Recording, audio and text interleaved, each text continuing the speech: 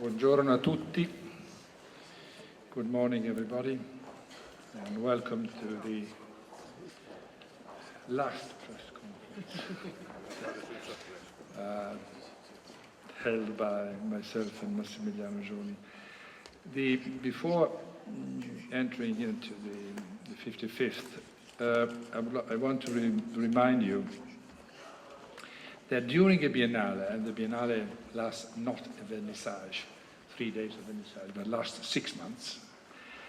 During the Biennale, you find, for those visitors, find different activities that the Biennale is running in different fields. The first one will be the result of an agreement between La Biennale and the Teatro La Fenice. A very popular opera, Madame Butterfly by Puccini, will be performed with scene and costumes by an artist, Mariko Mori, in agreement with the Biennale, and Alex Rigola, who is director of the theatre section of the Biennale, will be the director of that event, that opera. So this is an interesting collaboration. At the end, I don't know how many, in 10 years, I mean, the La Fenice will have a very interesting collection of scene e costumi done and by contemporary artists chosen with the help of the Biennale. The second is the Biennale itself will organize in the dance sector this what we call the Biennale College, which means a certain number of workshops. The director is Virgilio Sieni. A certain number of workshops with the precise the regulation of the Biennale College that every workshop has to end with the creation. We strongly believe that elusive goddess, which is creativity, is to be found in the creation. She's not around. She is there. If there is a creation there, you find the creativity of the artist. And the Biennale College Danza will be at the end of June. Then you will have the International Festival of Theatre. The director is Alex Rigola. And here again we'll have Festival plus Biennale College with 400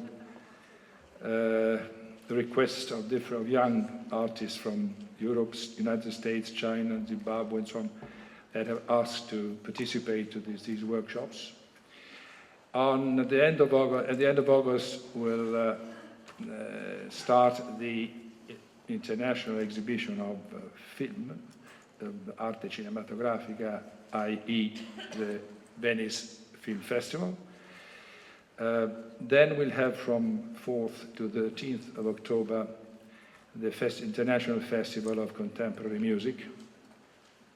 And the Biennale is already working at the 14th International Exhibition of Architecture that will start next year on the 7th of June. Let me give a few informations about the 55th. We have, as you possibly some of you already know, the 88 participants and participant states.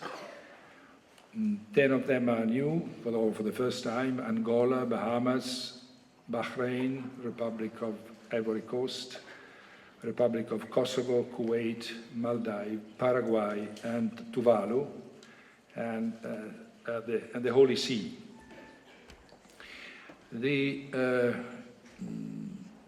All I can tell you is that some of them will be hosted in the new spaces we are restoring in the Arsenale that you might have seen works on progress in there.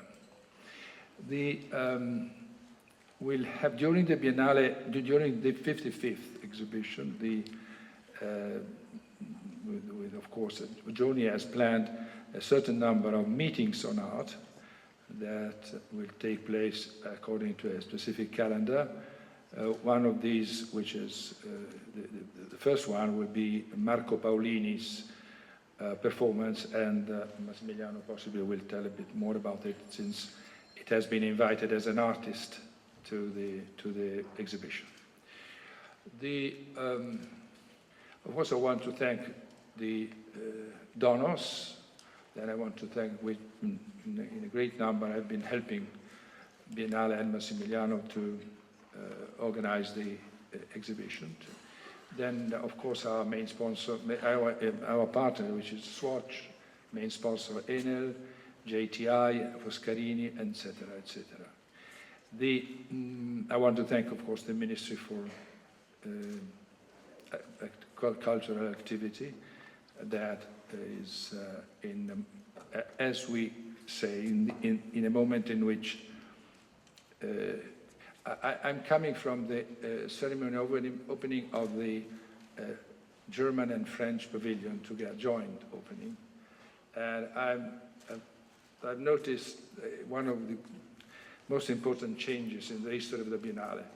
Until 10 years ago, curators and commissioner used to thank the Minister of Culture. Now, ministers of culture tend to thank the Minister of Finance. And it has always a choir of thanking towards the Minister of Finance of Germany and France.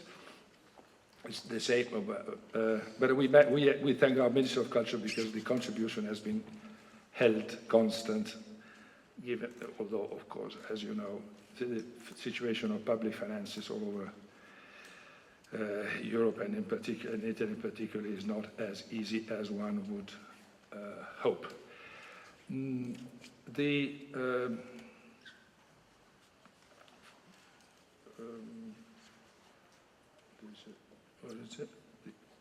I want just to say about you that we have 5,711 journalists who have been accredited.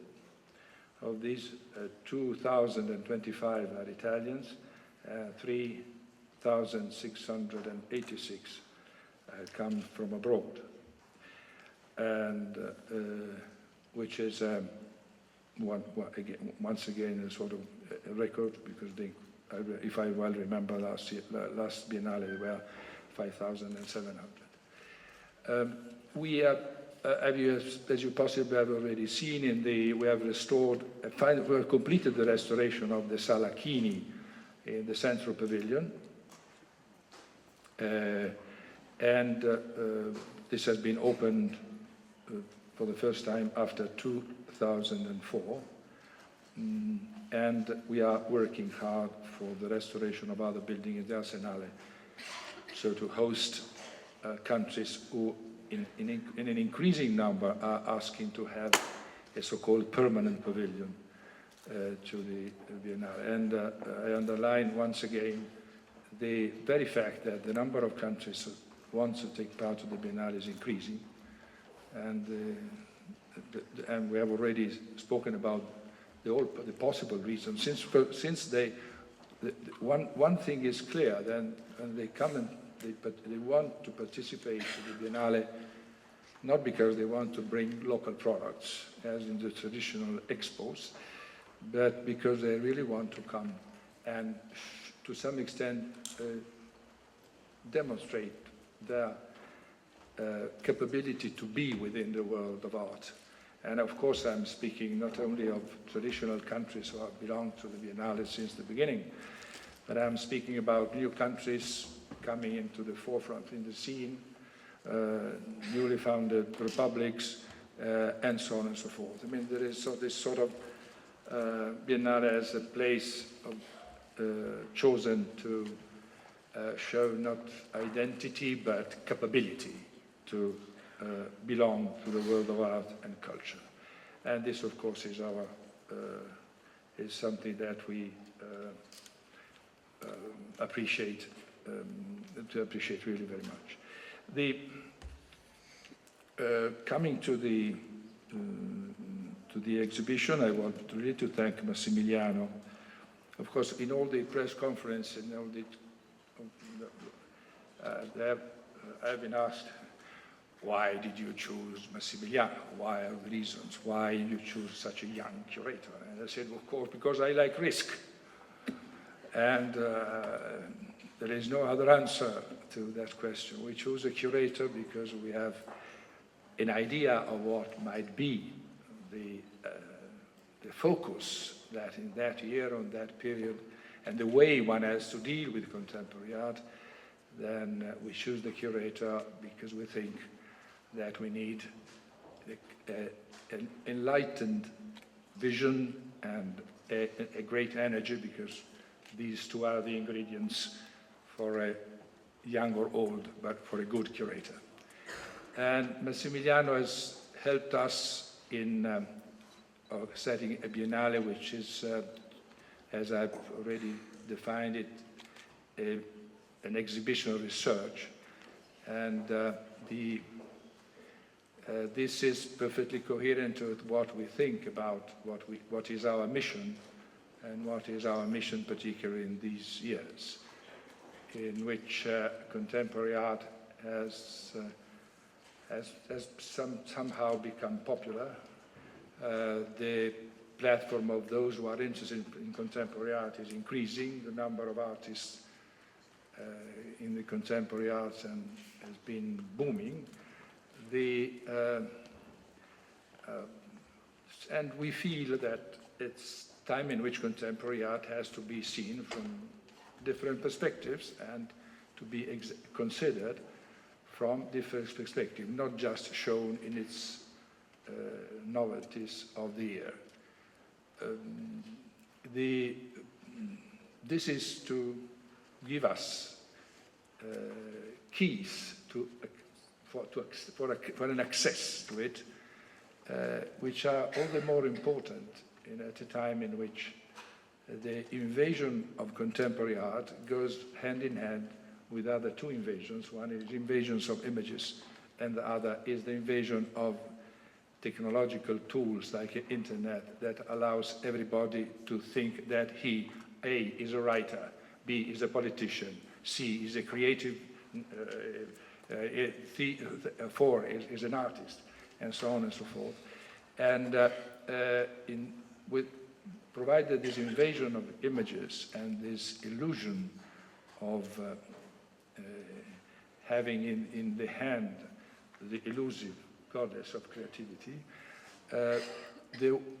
we all need to have to brush up our keys to access to contemporary art, to have a capability of selection, to be interested in art, because the excessive production of images has possibly a very dangerous effect, is making us losing the interest in art, and the interest in art and the passion for art, and our engagement in giving our time and our energies to the world of artists and the world of art is something that has to be, to some extent, regenerated, renovated, and enhanced.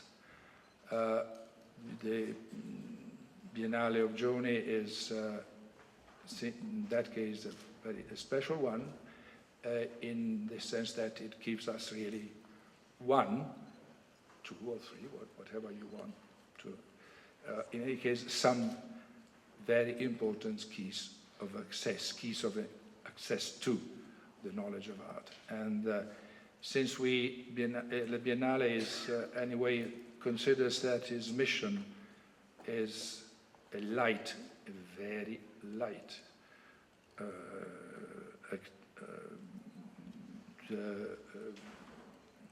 promotion of knowledge, activity of promoting knowledge with a very light hand, I think that all the public that will come and the young people who will come to see might be really helped in getting a better and in finding themselves improved in the possibilities and the capabilities to accede and to enjoy the work of art and the world of artists. And with this hope, of course, I thank you for being here, and I give the floor to Massimiliano. Thank you very much.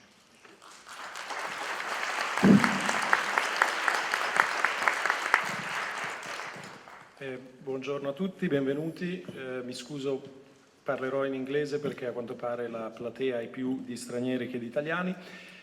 So I'm sorry, I'll switch to English and not speak in Italian. I wish, like one of the artists in the show, Sul Solar, he tried to invent a universal language. I wish we had one we could use at press conferences, but if I were to speak Neo-Creole, probably nobody would understand me today.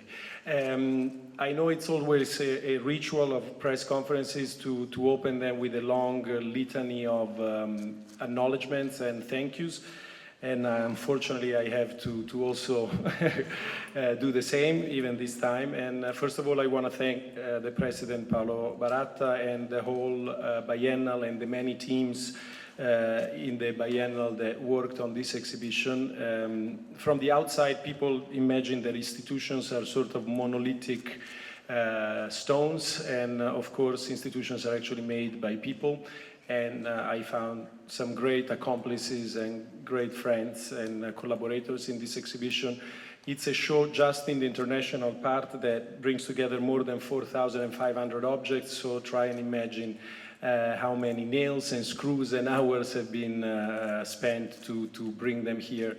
The other day, as I was installing my show, I went outside and I also realized that an entire city was being built in the Arsenale and in the Giardini, and I think it's probably hard for you that you only see it when it's done to imagine what goes on behind the curtains, and really the Biennale and all the people in the Biennale deserve a great thank you for building this pop-up village in a record time and with at record resources. I also need to thank my team.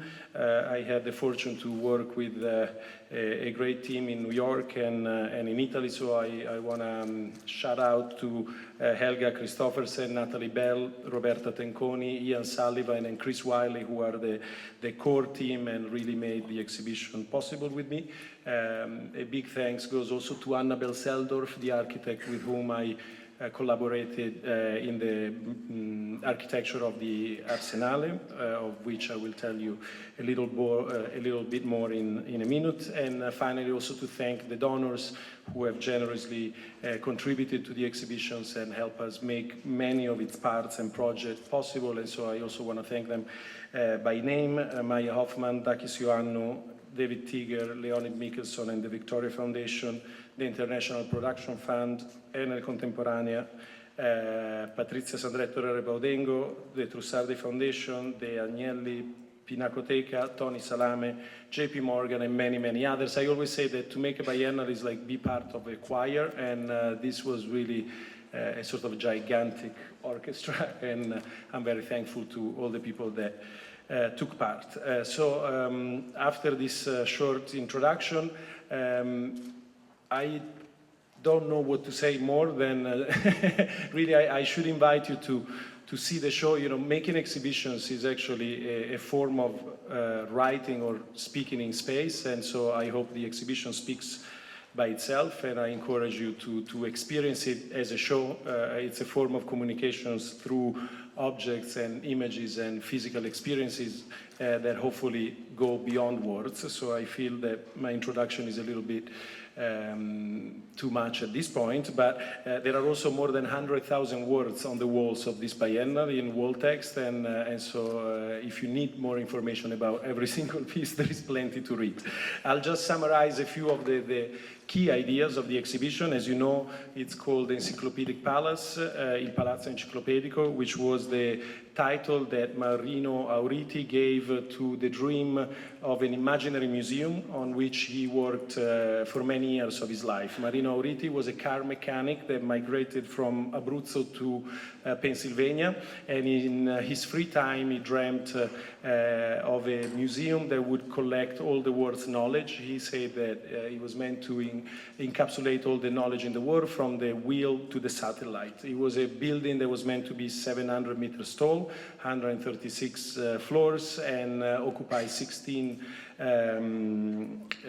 blocks of the city of Washington. Obviously, he never succeeded building this museum, but he was so convinced of his vision that he actually took out a patent at the USA Patent Office. I started with ARTE and with this title because of a few reasons. First of all, I wanted the title of the show to come from a work in the exhibition. I didn't want it to be just a product of my fantasy, but I wanted it to be a concrete object. Secondly, the choice of ARTE as a symbol for this biennial encapsulate many of its sub-themes. First of all, in this biennial looks not only at contemporary art, but it looks at art through an historical perspective. It spans more than 100 years of history with some tentacles even in the 19th century, while the majority of the works dates from the beginning of the 20th century until today. The second, I think, main feature of the exhibition is that it not only includes the work of professional artists or recognized artists, but also the figurative expressions of writers, thinkers, philosophers, and eccentrics and self-proclaimed prophets. I wanted to look at art in dialogue with other forms of figurative expression to once again remind ourselves that art is a way of looking and understanding the world and not just a form of pure visual entertainment. Also the choice of ARTE suggests that I wanted this biennial to feel more like a temporary museum and maybe less as a biennial per se. It's also very important to remind you and myself that this is not the encyclopedia of contemporary art, and I'm not crazy and I'm not saying that I'm writing an encyclopedia of art today. The show is called the Encyclopedic Palace, but it talks about what I call the flights of the imagination of many individuals, some of them very eccentric, who have tried to follow the dream of and the desire to see and know everything. So it's a show that doesn't pretend to tell you the truth and universal values, but on the contrary, it follows the attempts of many individuals to see and know everything. It's one unique show divided into two main venues with some other parts at the very end of the Arsenale in the so-called Giardino delle Vergini. So it's one unique show, but it's loosely divided in two chapters. In the central pavilion, the exhibition looks at the idea of the invisible. So it looks at what the art historian Hans Belting has called internal images, and those are the images we see with our eyes closed, dreams, hallucinations, visions. So in the central pavilion, we witness many attempts of artists and individuals to discover themselves and see within themselves with the help of images, and images that are the product of fantasy and product of the imagination. And that's why he opens with this, I believe, extraordinary object, which is Carl Gustav Jung's Red Book, a collection of fantasies and a collection of self-induced visions. On the other hand, in the Arsenale, the exhibition deals with the visible, the domain of the visible. And so while in the central pavilion we witness the attempts of individuals to find their place in the universe, here we see artists compulsively looking at the world and trying to translate the world into images. The Arsenale is structured along a progression from natural forms to artificial forms, and that is how the museums of the origins, the cabinets of curiosities, were structured as a progression from the natural realm to the artificial realm. Of course, today the artificial realm means digital technology, so as you walk through the Arsenale, you'll be guided, I hope, from images of artists trying to decrypt the code of nature, and then so on until you'll be faced with the experiments of many younger artists to understand the status of images and the place of our bodies in digital society. The Arsenale has been, I hope, transformed through an exhibition temporary architecture which creates different spaces, chambers. I wanted to be able to have within the Arsenale an experience of intimacy and not just an experience of gigantic theatrical gestures. And so I work with Annabel Seldorf to structure the exhibition in various rooms and a sort of labyrinth. Within the Arsenale also there is a section that is a project by Cindy Sherman, who was invited not to show her work but to conceive her own personal imaginary museum, and particularly, as it used to happen also in the ancient cabinets of curiosity, her section engages with the theme of anatomy and the use of images to represent our bodies and ourselves.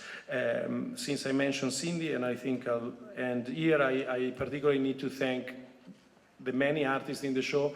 The exhibition includes 158 artists, 40 of whom unfortunately are deceased, but they are very present and I hope very prominent in the exhibition. But I do need to thank all the artists because they've been incredibly generous, and I think, and I'm not bragging, the Venice Biennale is one of, as far as I know, the only exhibition in the world that can ask so much from artists, because they feel part of a legacy and they feel part of a history of 110 years, and it's a very unique institution because it's an institution, as Paolo Baratta said, devoted to change and risk. It's an institution that reinvents itself every 2 years, but that now has a history of more than 110 years, which not many museums in the world have.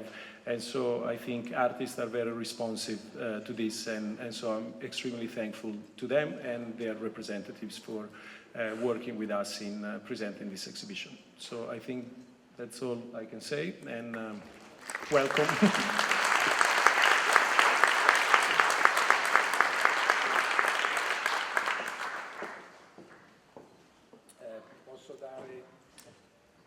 I give the floor to Dr. Carlo Giordanetti, who is Creative Director of our partner, Swatch. Please to join us. Thank you very much. Good morning. For Swatch, it's a fantastic honor to be the partner of the Biennale, and especially this year because the theme selected by the curator Massimiliano Gioni fits perfectly the philosophy of our brand. We are younger than the Biennale because we are only 30 years old, but we turn 30 this year. And we choose a theme for our presence during the 6 months, which is actually faces. So you will, as you walk through the Giardini and you walk through the Arsenale, you will see 2 Swatch installations. One which is telling the story of 30 people who have the same age as Swatch. They are, some of them very well known, some of them completely unknown by the big public, but they tell in images their relationship with Swatch as an expression of freedom and as an expression of art. At the end, our relationship with art started in 1983 when the brand was founded by Mr. Hayek, and Swatch became an ideal canvas for many artists around the world to express their vision, not necessarily of time, but more of beauty, and certainly also sending messages to the world. It's a very democratic way, I would say, to spread an artist's message around the world. The second installation will be at the Giardini and actually tells the story of an ideal bridge between Venice and Shanghai, not because we see ourselves as modern Marco Polos, but because in Shanghai, Swatch created probably one of the most interesting projects in the contemporary art world, which is the Swatch Art Piece Hotel. It's a residence for artists from all over the world. It's based in the historical Peace Hotel, which is located on the Bund in Shanghai, a building founded in 1906. And today completely renovated and offering 18 ateliers with residents for artists that can stay there, guests of Swatch, from 3 to 6 months, in an environment which is not only beautiful and energetic, but completely free for them to express themselves. And it's kind of like the, I would say, the cherry on the cake, in a way, to the message of Swatch, which is commitment to contemporary arts.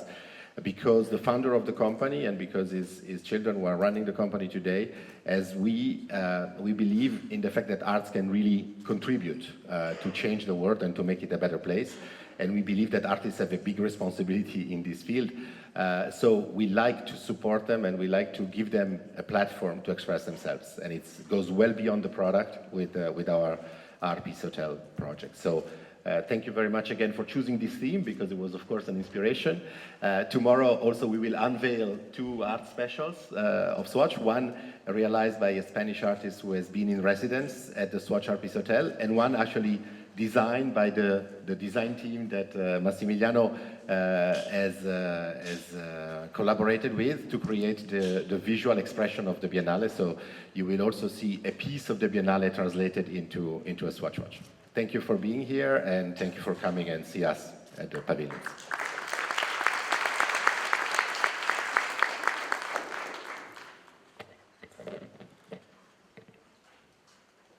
Questions? Possiamo alzare un po' la luce in platea, che non vediamo poco? È possibile? Mi sente lassù?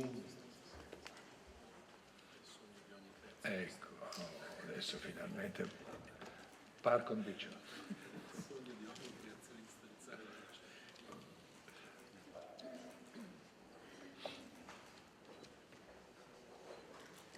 Dov'è? Là, Tantucci.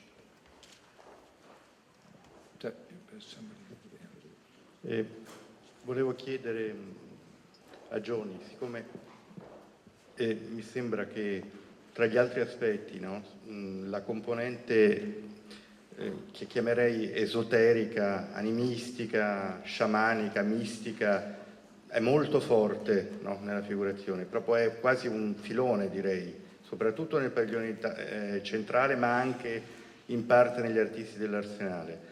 Vorrei capire questo legame tra questa visione della realtà del mondo e la figurazione e l'arte contemporanea. Devo tradurre, parlo in italiano, non so. Ad alzata di mani, in italiano o in inglese? Okay, so I'll translate the question, which is an excellent question, and the gentleman was asking about a recurring theme in the show, which is the idea of the occult and the idea of the shamanic, the magician, and how these components exist within the show. The answer is, in English they say the truth is in the pudding, or in the pudding. Cioè, la risposta, ho fatto una mostra per rispondere a quella domanda, but the answer is the show itself.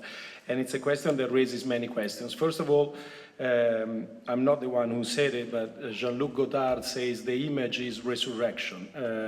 What does it mean? It means, from the very etymology of the word image, which is the Latin imago, the image was the death mask. It was the cast of the face of a person who died that was taken and kept in the house as a memory of the person who had died. So from the very beginning, the image gives us access to the invisible and gives us and he owns almost a supernatural power, because he resurrects the dead. Leon Battista Alberti says also something beautiful. He says that images are the daughters of nostalgia, because they make the invisible visible and the absent present. So I'm not the only one saying this, but the statue of the image throughout the centuries has been seen as something that manifests a sort of supernatural force. So that is part of the reflection of the exhibition. Secondly, and this idea I've stolen again from Hans Belting, secondly, all the inclusion of those figures like Alistair Crowley, like Hilma af Klint, Emma Kunz, all these, let's say, spiritist figures, first of all, I think they made great works, which, because of the way in which they were made, have been sort of pushed outside the canon of history. Think of Hilma af Klint. She was making wonderful abstract work at the same time as Mondrian or Kandinsky, but she's never included in any history of abstract art, just because she said that it wasn't her idea to make the paintings, but a spirit told her to do so. So I also wanted to look at these less canonical elements, but it's not a show about the occult. My accent, I'm sorry, I cannot pronounce it properly, but it's not a show about spiritism.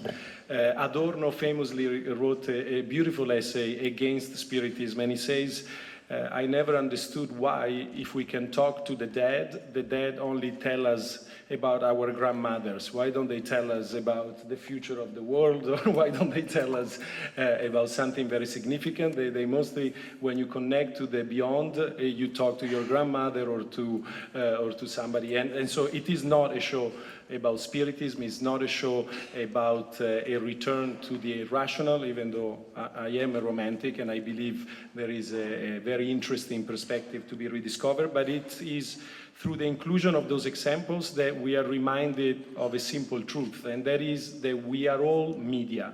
So the medium is included to remind ourselves that we are media, that we carry images in our heads, and that the first medium is our brain.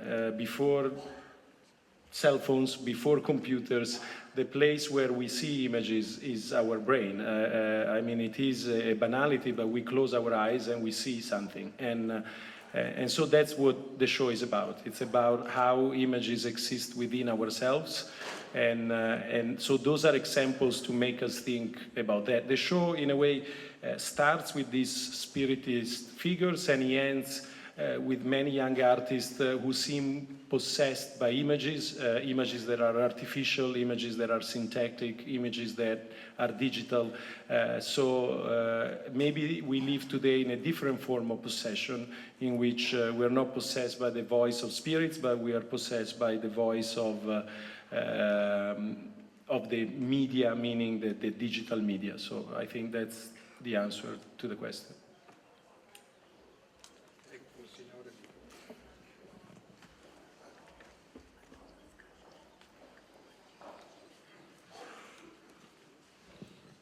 Thank you. Perhaps you can take a rather naive question from New Zealand. I've just picking up on your comments there about how we are all media, or we all possess these images, and how very simple it is to, with one of these cell phones, record your own images and so on now. And when I look at the exhibition from New Zealand, which uses very everyday items, you know, fluorescent light bulbs and castaway objects, and yet the expense involved in staging that is so extraordinary, hundreds of thousands of euros. At a time like this, as you say, with austerity, do you think perhaps, what is the point of continuing in this way with these Biennale? Well, first of all, there are many answers to this question. First of all, I wanted to make a show which, first of all, shows us that you can make an artwork with nothing. You can make an artwork with time. That's all it takes. And devotion and obsession.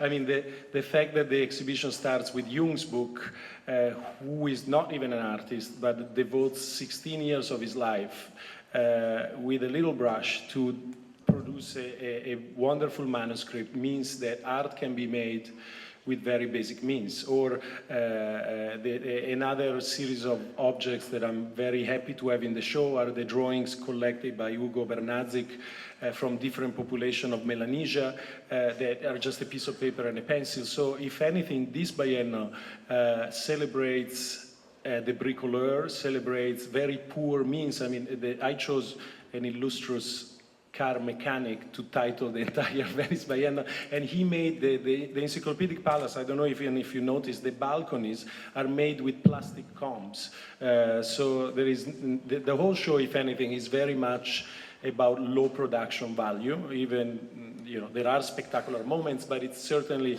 I'm very proud there is no polished stainless steel, which seems to be the material of choice of the capitalist realism. And so it's a very lo-fi biennial. So I actually wanted to celebrate the dilettante in that sense, and not the expense. Then if you ask me, does it make sense to spend money to make exhibitions in a moment of crisis. It makes sense if you use resources at its best, which I think is what the Biennale is excellent at doing. We don't waste anything, and we do a lot with comparatively very little. So I'm proud that we achieved so much with an incredibly streamlined institution and team of production. So, and I mean, that question also raises another point, which is, should a biennial engage with the financial crisis or with current events? I believe that at least my show encourages to look within ourselves, to use imagination to transform the world around us, and it's not I'm not encouraging people to stick their head in the sand, but it's also a celebration of the power of the imagination and of the imaginary and the power of dreams. And as cheesy as it sounds, we know that dreams do change reality. And again, you know, Jung started his book in 1913 and continued throughout the world, so the war, so not in a great time of pleasure, and still I think he made a wonderful work that encapsulates a moment in time, and I think that's what artists do. If I have to ask artists to illustrate current events, I would be betraying their work.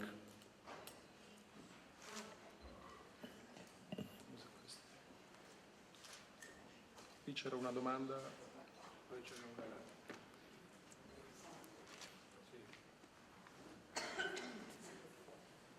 Thank you very much, and I'm James Hu from the Gallery magazine. Yeah, a magazine focusing on contemporary art published in bilingual language in China. And I have two questions to ask Gianni. Yeah, the first is, as we know, in the participating artists, there are three Chinese artists, and two of them are unprofessional artists. And my question is, why and how did you make choice of these three artists? And the second is, for the past few months, we Chinese contemporary art circle have a lot of talk about not the main exhibition of the Biennale, but the collateral events. That means more than 10 Chinese collateral exhibitions, which will be exhibited in Venice during this time. And I, as a curator, I want to listen to your opinion, your view of this phenomena, which is happened in China. Yeah, thanks. Thank you. Well, first of all, I'll address the second part of the question, because I was also incredibly surprised when we were going through the selection of the collateral events. It is an absolute unique phenomenon of how many collateral events come from China this year, and I've never seen, and I think it's testimony to the great enthusiasm and energy of art in China today. It's the first time in my life in which I see museums creating collateral shows. So there are, I don't remember how many Chinese museums that are opening shows in Venice in these days. And for me, who works in museums in Italy and in America, it's simply unthinkable to have the resources and the energy to even open a pop-up exhibition in another city, and I think it's really a testimony of how much excitement and energy is coming out from China. And I love also the fact, this might sound a little stereotypical, but you know, I love the fact that the East comes to Venice, a city that for centuries has dreamt the East and has dreamt Asia. You know, the way that the West has learned about the East has a lot to do with this city, and this city somehow is a mirage of the East, so it's kind of appropriate, and I think it's wonderful that so many artists and curators and art lovers from China are exhibiting and are presenting their work here, and that's why we welcome them in the collateral event, because it was clearly a very unusual phenomenon. Imagine MoMA opening a collateral show in Kassel. It's completely original, and I think it's a fantastic phenomenon. As to the first part of the question, yes, there are 3 Chinese artists and 2 of them are non-professional. I probably, with this question, I can answer as many questions from all different nations, because each nation comes and asks me the same question. Why there are 10 artists? Why there are 15? Why there are 2? I hope, first of all, I don't like to say I have criteria for showing works. I always make a joke that choosing artworks is something more akin to find friends or lovers, and I think that people who choose lovers with criteria are pretty depressing people. It's more a matter of intensity and sympathy, so it's not a set of criteria. Secondly, I always say I don't ask for the passport or the identity card of an artist, and this show is very much a tribute also to the tradition of the surrealist, and there is something I think we need to treasure today in the idea of the surrealist, of a community of peers. You know, the surrealists and many of the historical avant-garde artists dreamt of a transnational community of artists, and I know it's a romantic idea and it's a complicated idea, but again, I think if I identify artists by their nationality, it's a pretty depressing way to think. I like to ask artists to take me somewhere, I don't like to ask them where they come from. And finally, also to answer the question, of course, this show with its title also talks about the limitations of the Biennale, not of the Venice Biennale, but of any exhibitions. The Venice Biennale connects to an impossible dream that it's very similar to the dream of ARTE, and it's the dream of bringing the entire world in one place. Obviously, it's an exciting dream, it's an accelerating dream, but it's also a dream that, like ARTE, is never complete. And thank God it's not. And so, you know, those are the 3 artists I was interested in. And I also, sometimes the choices are polemical.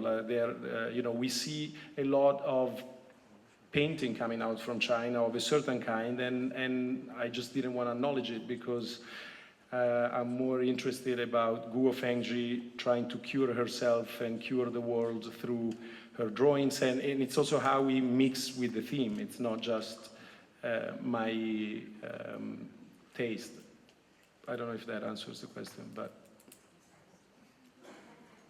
so that takes care of all the questions about how many Spanish, how many Germans, and so on.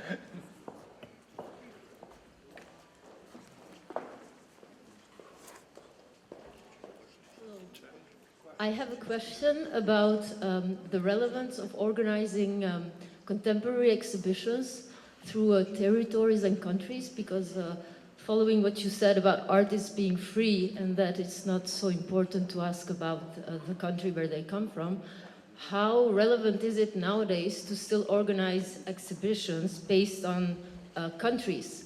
And how important is it to continue this tradition in the contemporary art world?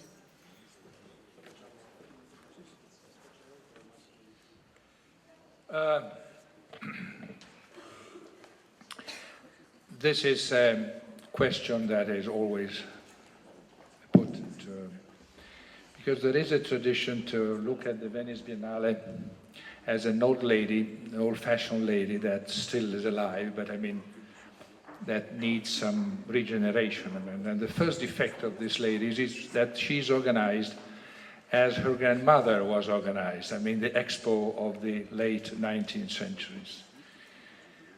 And I keep telling me, when I came here for the first time, and that was the thing. I mean, everybody was talking about, I mean, overcome, obsolete, old-fashioned. And because of that, we decided, first of all, that it was not a good reason to abandon. On the contrary, good reason to make a new start.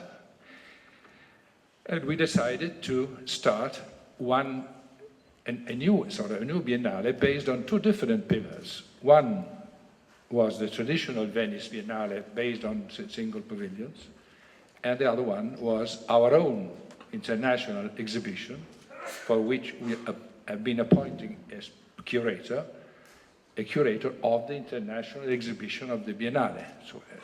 So we ended up with a dual system, one international exhibition by our curator, and all around the traditional Biennale based on national pavilions.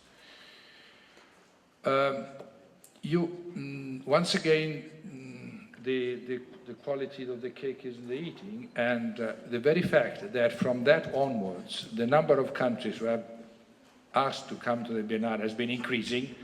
Somehow it is that has been interpreted, not asking us or asking the Biennale, what do we feel about being organized in countries? Why are they coming? Why do they want to be here? Well, I mean, it seems to me that one among the main reasons is that the two geographies, the political geography and the geography of the artists, I mean, of course, the geography of the artist goes beyond that, and artists possibly do ignore national borders, but still the two geographies exist. And as I said, when a country comes here, it is not because because they think that the artist is a local product, or they come because they think that they can participate. And this is an act, a very important act from a state, from a government or from a state. The idea that I participate means that, first of all, I recognize all the others, and I want to be recognized among others. If you want, there is some humility in that, which is a great sort of act. I'm not refusing to stay with neither the great powers nor the small countries. They don't refuse to stay among other 88 countries to participate.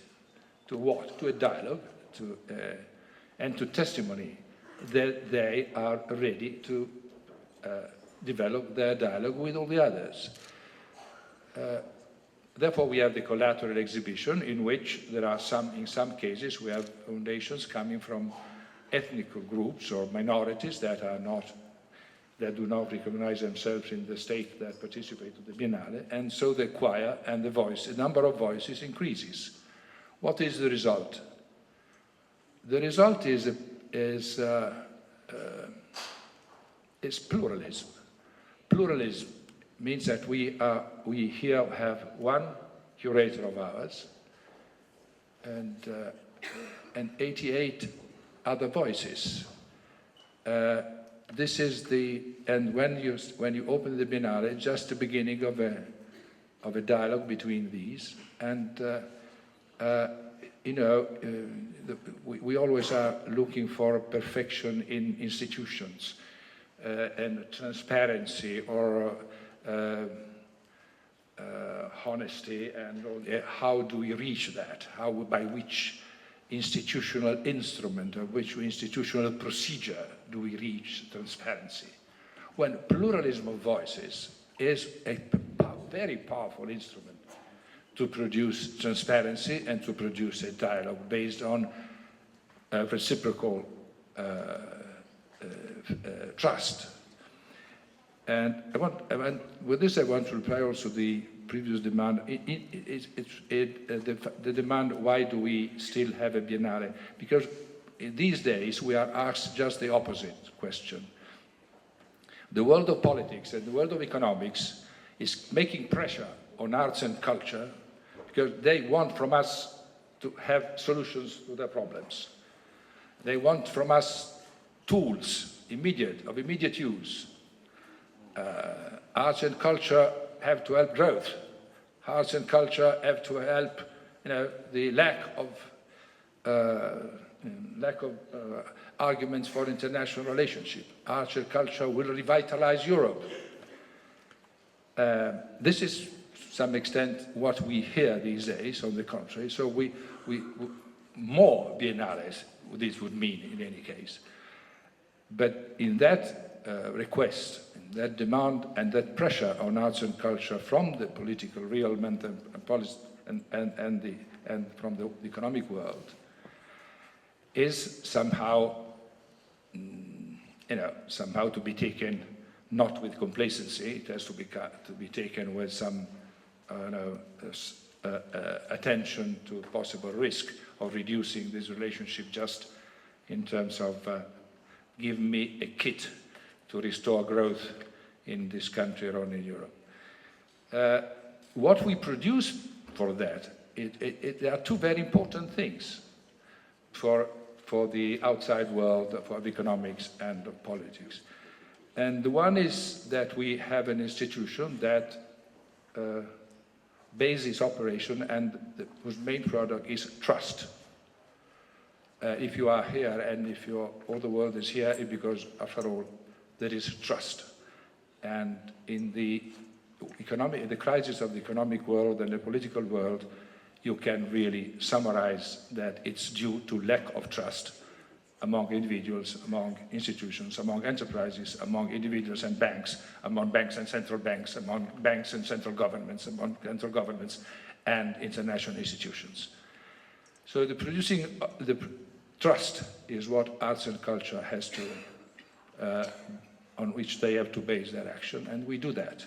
And with that, we are, at the same time, there is a point in which the economists leave the room to the psychologists, and crisis becomes depression.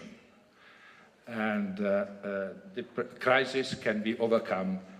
For depressions, really nobody has the solutions in terms of revitalizing an economy. And I keep saying, at least what we do with the Biennale is to try to inject trust and to help that crisis do not become depression. If you want, we are an antidepressive medicine. Thank you.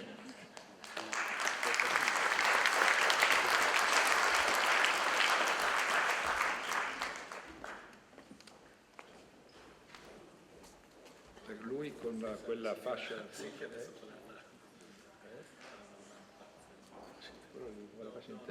non si sa mai.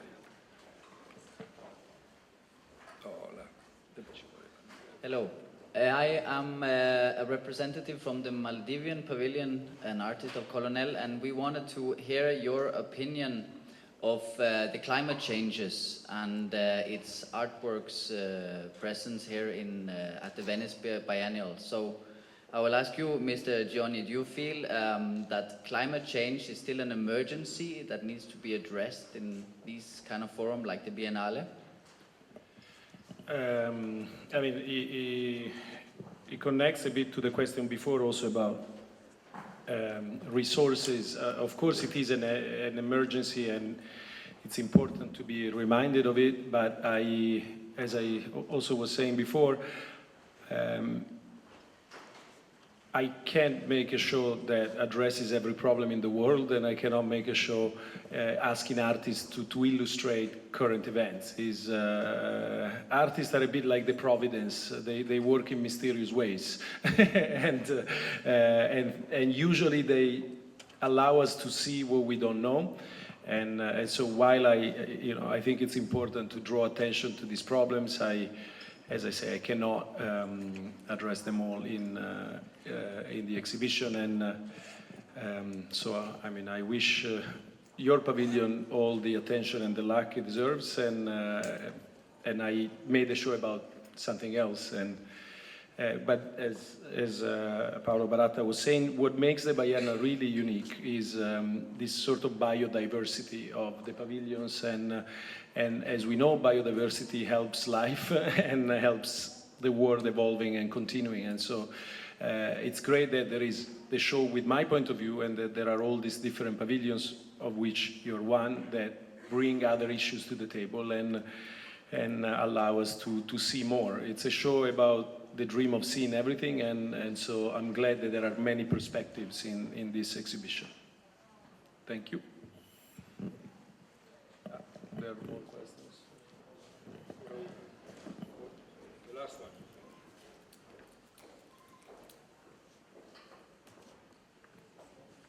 Good morning. My name is Donatienne Grambets from France. I am addressing mainly this question, maybe following what Mr. Barrett has just told us. Usually, art is reflecting society. So, just two questions. What is art for you? And what is art? A general question. Thank you. I mean, it's not a small question. It's I can't seriously answer it now. What can I tell you? I made a show, first of all, about questioning who the artist is. Is the professional artist recognized that by the market, or is Marino Riti in the garage? Is it Friedrich Sonnersten painting paintings in a mental hospital? Or so again, in the exhibition, I think there are many occasions to ask ourselves who is the artist and what does the artist see and how he or she can help us see differently. If you ask me what art is, I mean, first of all, contemporary art defines itself, and every form of art defines itself as a continuous questioning of its own definition. No? Contemporary art is a continuous exploration of its own identity. And secondly, I think art is whatever a culture decides that art is. You know, I always use a wonderful quote from Georg Gadamer, who says that the experience of beauty is not recognizing a form, but recognizing yourself as part of a community, which means that here we have a community of people who think that art is what's in those buildings over there. And I'm not saying that that bypasses the problem of what it is art, but I think he actually helps us understand that art is something that brings us together. And Régis Debray, who wrote a beautiful book about images, says that people congregate around images, that it's not an accident, that in churches and in political demonstrations, people carry images and follow them. And I think Venice Biennale is a place where 500,000 people, if we're lucky, will come to see images. And so I can say that art is this exercise of coming together and recognizing ourselves part of a community, and that's why I love it so much, and that's why I also think it's a political experiment, because it's a matter of people coming together and exchanging opinion in a peaceful manner, and not agreeing about what the essence art is, and actually learning to question the essence of art. Beh, con questo possiamo chiudere. Thank you very much indeed. Bye bye.